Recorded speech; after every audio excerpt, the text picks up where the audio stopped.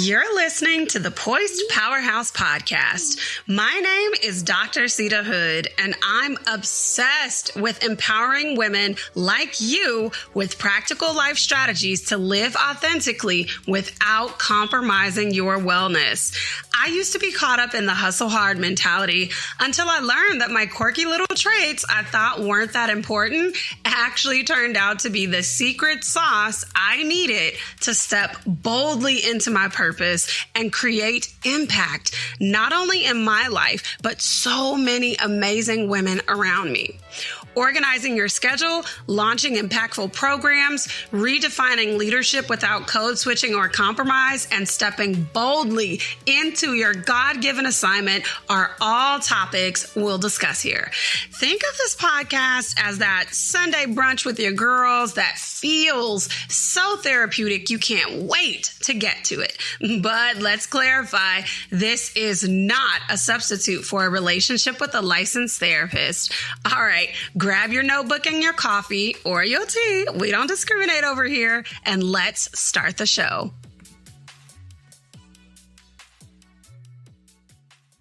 Welcome back to another episode of the Poised Powerhouse Podcast. I am your host, Dr. Sita Hood, vision architect and licensed therapist. What is in your mug today? Well, what's in my mug is already gone, okay? But we've still been tapping into the pumpkin iced coffee over around these parts, but it is finished. How I'm feeling, honestly, child, it's giving agitation this week. Like, it's really giving agitation. Oh, I thought we could be honest. Listen, it's something that is so uncomfortable about shifting from one season to the next. Like, it's beautiful, yet chaotic all at once. And so I am feeling the weight of that, and I'm feeling agitated. And that means that I have to be more attuned to my emotions so I can fix my attitude or tailor my responses, honestly, to reflect the love of God and not the Nuck If You Buck theme song that be going in my head. Okay, I thought we was being real. I thought we was being real. I want to start this episode off by telling you a little story. So if you need to pause me right quick and go get you a cup of tea or a cup of coffee, go ahead and do that. All right, sugar, let's dive into the story. We got Sarah. Sarah is a top tier marketing executive in a leading tech firm. Listen, she's not just good at her job. She is a powerhouse. One day, let's just say a golden opportunity lands on Sarah's desk. A project that is literally so monumental that it could legit revolutionize her company. She is absolutely ecstatic for all of the first 5 minutes. And then her overthinking kicks in. And if we're being real, it's like a literal switch flips in her mind without her knowledge or her control. And she starts to dissect every tiny possible outcome of the project. Sleepless nights become her new norm as she starts to weigh the risks of taking this on, the potential for failure, and what it could mean for her reputation if she fails, what her colleagues will think about her if it's not absolutely perfect, or if she doesn't have every single micro detail hashed out when she presents it. And she's going through the cycle. I know, you know what I'm talking about. As a result of her overthinking, she starts to question her ability to lead this project. Question whether she could really get this project off the ground, despite her banging track record that is literally screaming, seriously, why are you playing in my face? You got this. But the truth is, it's not just impacting her work. Her personal life starts to suffer too, because she starts to think about the way that this project would impact her personal life. She started worrying about her marriage, about the precious time that this project is going to take away. What is it going to snatch from her beloved movie nights with her husband? She started thinking about how the heck she going to manage all the household responsibilities. She started stressing about potentially having to hire a cleaning company and when she going to have time to look through all the paperwork for that because all the hours that she's going to be putting in this project. So in reality, her overthinking starts to also seep into her work and she's not as effective. Now she's spending hours sweating the small stuff, which causes major delays on projects that she's already working on. And this is still her regular work. She ain't even started the project yet. This is just her anxiety about starting the project. And her team is starting to notice that she's become more indecisive and she needs constant reassurance in ways that she thinks are small and not noticeable because she really, trying to hide the fact that she's overthinking about this, the fact that she's anxious about this. But ultimately, it starts to affect team morale because she's trying to hide the fact that she's overthinking. It comes across as a lack of trust to her team. And all of this is happening despite her husband, her friends, her mom, all her cheering squad telling her, babe, listen, you got this. And her team's history of absolutely unwavering confidence without a shadow of a doubt, knowing that's who they're going to call to fix the problem in her. Sarah's overthinking convinces her she cannot do this project. She is not the right person for the job. So she tells herself that after all of that overanalyzing, the risks are too high. She ain't ready. She ain't ready. Even though everything else points to the contrary, and it's just the fear of the unknown, she tells herself she's going to pass on this. And Sarah's story is a classic example of how overthinking can hinder your success and your growth. Even with all her skills, all her receipts, all her accomplishments, all her acknowledgments, all her awards, and encouragement from her support team, her tendency to overthink made her pass on a life-changing opportunity that could have catapulted her career to the next level. Now, I'm not trying to be all up in your business, but does this sound like you? Do you give in to overthinking? Do you let imposter syndrome win? If so, today's episode is for you.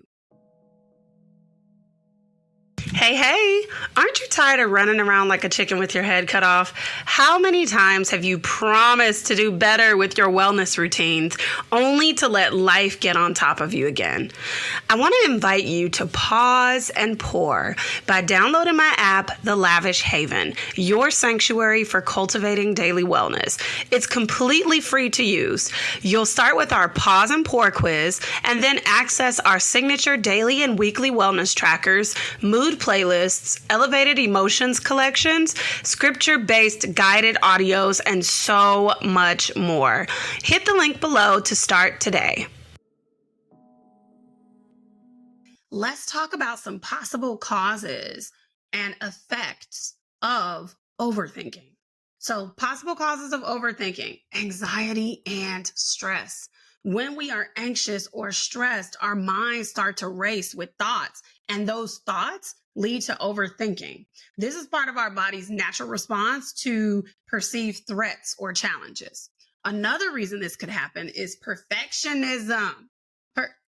Perfectionism, trying to get it perfect.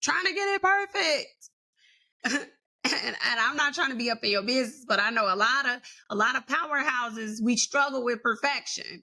And even I sometimes have to find myself, okay, this is good enough. It's good enough. It's good enough to launch. Women who strive for perfection in everything they do, without a shadow of a doubt, overthink. They might constantly worry about whether they are making a mistake or not meeting their own high standards. Because the truth is, most of the time, the standard is higher than those that are around you, than most people that are around you. It's your own personal thing, your own personal struggle internally. Another reason is fear of the unknown. The uncertainty about the future definitely can lead to overthinking. And you might find yourself trying to predict every possible outcome. But what if this happens? What if that happens? What about this? What about this? What if this goes wrong? What if that goes wrong? Just so you could try to feel more in control. Spoiler alert, it never works. You're not in control of any part of this process. No part of it. The only thing you can control is how you respond to life as it's happening to you. Past trauma or negative experiences can also contribute to overthinking. If you have had negative experiences in the past, you might overthink to try to avoid repeating some of those same experiences. And this could lead to a pattern of overanalyzing every situation that feels like that old situation. So even if it's not the same situation, but it brings up very similar emotions in you, you get to overthinking. That brain gets to going, right? Women with low self-esteem often second guess themselves and overthink their decisions because they just aren't that confident in their abilities. And then another reason could be depression. Overthinking can be a symptom of depression. And women with depression tend to dwell on negative thoughts or experiences longer. Now, each one of these on their own can lead to overthinking. But baby, if you got all of them, or if you got a mix of some of them, then you're probably struggling with overthinking. And let me tell you, now that we know the cause, the effects of being stuck in cycles of overthinking, because I hear women say all the time, oh, I get stuck in my head. Oh, I overanalyze. I overthink quite often. And you express a desire to move out of the stage of overthinking. But in reality, you take very little steps to actually do that. I'm going to tell you what it's costing you to stay in patterns of overthinking. Decision paralysis. And I know you already knew that. And I know that you heard this term before, but let me reiterate it. Overthinking can lead to analysis paralysis, where the fear of making the wrong decision leads to you making no decision at all, which is why we have to be okay with good enough when we're launching. Good enough. We have to give ourselves that permission to reiterate, to grow, to expand. When I was explaining this concept to somebody, I'm like, do y'all remember the first phones? I don't know what the very first phone looks like, but I know when I was a kid, the dial phone that had to go around, and then the phone where we push the buttons, and then the cordless phone, and then the Nokia phone with the green screen. And now we got phones where we can video call. Those are iterations of things, right? The very first phone was an amazing invention. That very first version was absolutely amazing, but there was space to grow that did what? Generated profit on the way. So as we continue to evolve, there's more money in that. There's new discoveries in that. So it's okay. You don't have to have a fear about making decisions. Overthinking also can lead to self-doubt or confidence issues. Because for some women, overthinking involves doubting their own abilities and their ability to make sound decisions. And over time, this can erode your self-confidence, which is absolutely crucial for you to be able to show up and lead effectively. Then you add gender on top of that. The fact that we're women who face societal pressures and stereotypes questioning our leadership abilities, and we are even more susceptible to self-doubt and a lack of confidence. So staying in these cycles leads to that. It also leads to high levels of stress and eventually burnout. And burnout, as we know, impacts your well-being and your professional performance. It's your health and is how you show up, and the service that you offer to clients, and the feeling that they get from you, the tone. So burnout and overthinking could actually prevent you from getting that promotion, prevent you from finding more clients for your business. It also impedes your ability to take risks because overthinking involves focusing so much on what could go wrong. It can deter you from taking necessary risks. Everything in life worth having comes with a risk, and you cannot be a good leader if you are afraid to take risks. Leadership is about taking calculated risks, and being overly cautious. It just ain't gonna work. That's one way to hinder your growth, but also your ability to be innovative. You can't be innovative. You can't lead an innovative team if you're too afraid to take a risk. Time management issues. If we keep it at a butt, if we keep it at a hundo, now you know overthinking can be time consuming. How much time have you wasted overthinking what it would take to get something done as opposed to actually doing it? Like if we weigh how long it took to do it versus how long I thought about doing it. Uh-huh. I know your secret, girl. I know about that logic. Oh, okay, moving on. Leaders need to manage their time effectively. And if you are spending too much time dwelling on decisions, it can detract from other important tasks. So we have to be mindful of that. Communication issues. That is the final impact of overthinking. And it's a sneaky one that we do not often pay attention to. And overthinking can lead to either a lack of communication because you're not clear on how you feel and what you think, or it can lead to overcomplicating your communication. If we overcomplicate things, then we're over communicating and we're not communicating as clearly and effectively as we could be. And as a leader, it's important that you convey your ideas, your directives, your thought processes, your values very clearly and concise. Otherwise, when you have a team and your team doesn't carry out what you wanted them to carry out, you can only blame yourself because you didn't communicate it clearly. So as you can see, there are negative impacts to overthinking. And this cycle of overthinking is more harmful than what it might look like at first glance. This is why it's important to manage it. All right, let's talk about a few techniques that ambitious female CEOs use to overcome overthinking. First, they calibrate their thought processes. Okay. And I know we already know what calibrate means, but you know I love words, so we're going to define it. To calibrate means to adjust or to account for external factors, to carefully assess, set, or adjust. So we stop the cycle of overthinking by pausing to calibrate, pausing to assess, pausing to adjust your thought process around the situation. What this means as a leader is you cannot be married to one way of thinking. Truthfully, you got the position that you're in because you thought outside the box, because you are unique, because you presented a unique perspective. And that can't stop when you get into the leadership role. You are a more effective leader when you have the ability to calibrate or recalibrate your thinking based on the context of a situation. Because simply put, it doesn't matter what the manual says. It doesn't matter what the training says.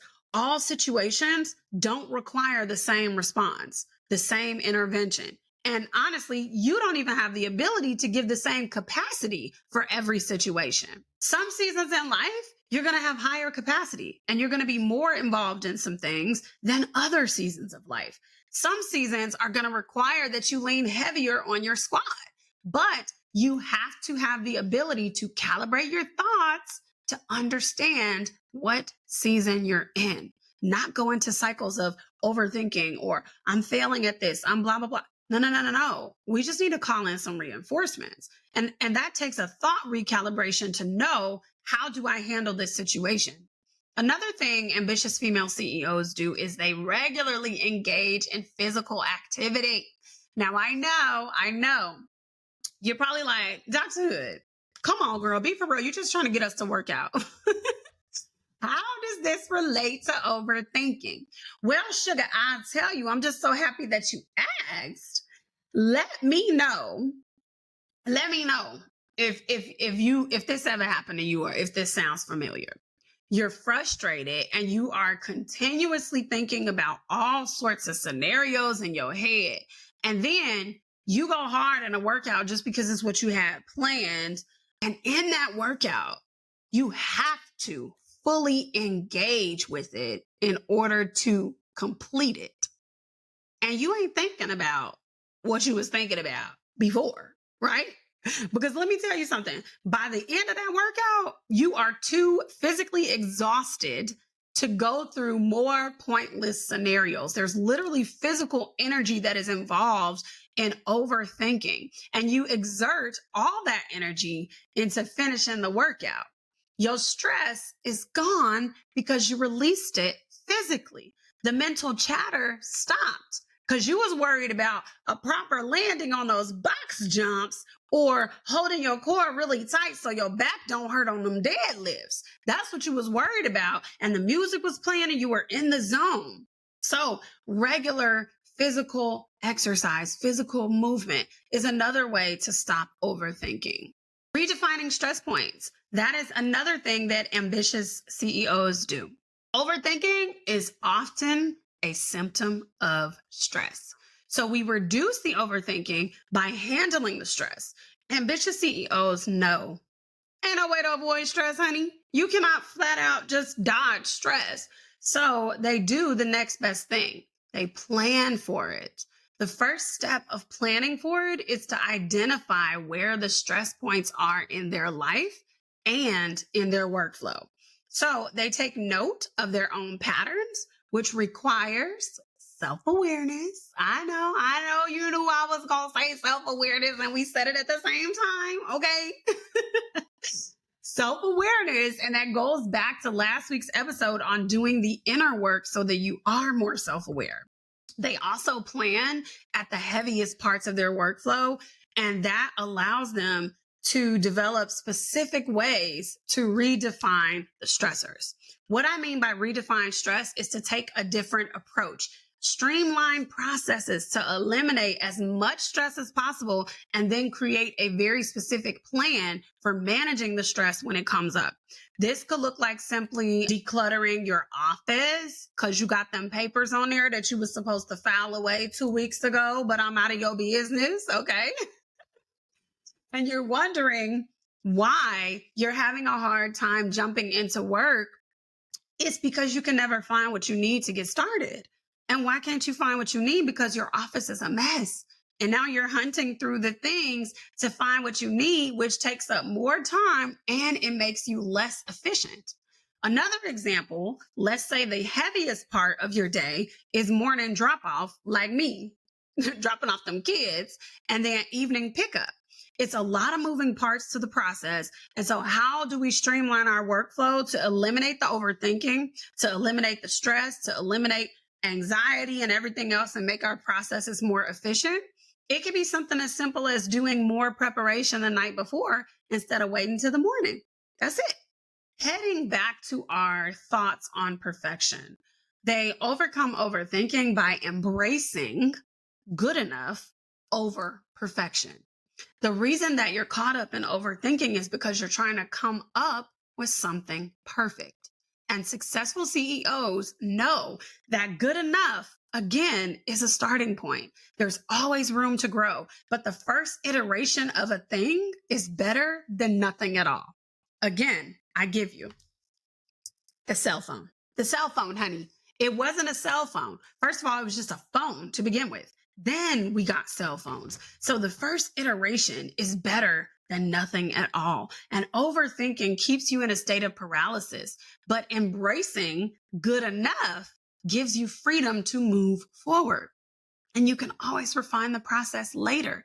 This is also where we embrace the process of failing forward so that we can refine in our process. Because the thing is, we can't fail forward if we never even took the leap. Okay.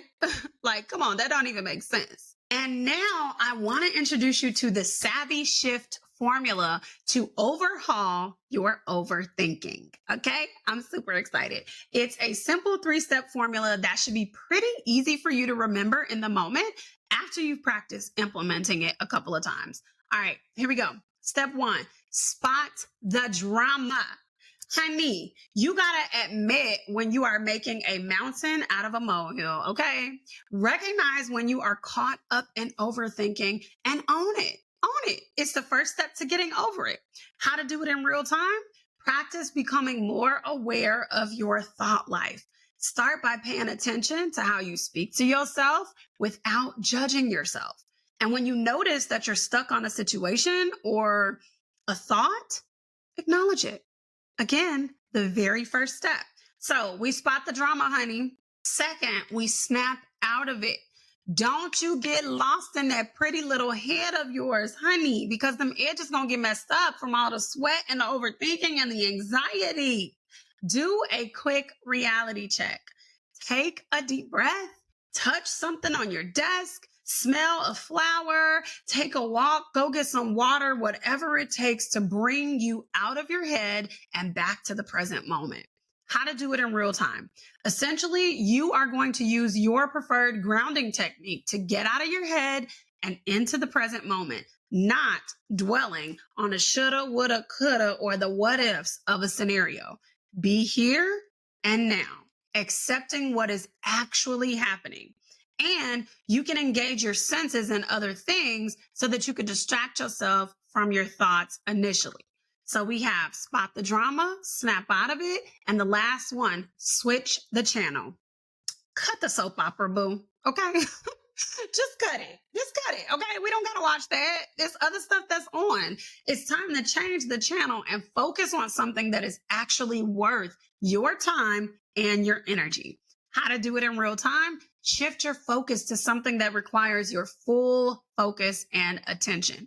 And depending on where you are, this could be a hobby or it could be a different work project. So for me, the top 2 distraction techniques to stop overthinking are listening to music or reading a book. So doing those things helps me to regulate my emotions and to distract me until I'm grounded enough to think logically about the issue. So again, our savvy shift formula so that you are no longer overthinking. Spot the drama. We got to be real about when we're making a mountain out of a molehill. Snap out of it. Don't get lost in that pretty little head of yours. And switch the channel. Cut the soap opera, boo. Okay? Okay, just cut it. Let me know what you think of this formula down below. It's time to talk about what I've been loving. Product recommendations, shout outs to family and friends, and overall gratitude. Let's get into it. Welcome back for another What I've Been Loving. I have been loving the Cozy Fall Peyton Blanket from Goldmine and Cocoa. Shout out to Felicia. What's up, girl? I've also been loving my Victoria's Secret Pink Blanket. These are built-in comfort measures for me, which again aid me in regulating my emotions and my thinking when it comes to overanalyzing or getting caught up in cycles of overthinking. If you enjoyed today's episode, share the love. Share it with your mama, share it with your auntie, share it with your best friend. Then head on over to Apple Podcasts and leave us a 5-star review. Reviews help the podcast to grow. Well, that's all I have for you today. I'll see you on these social media streets. Bye.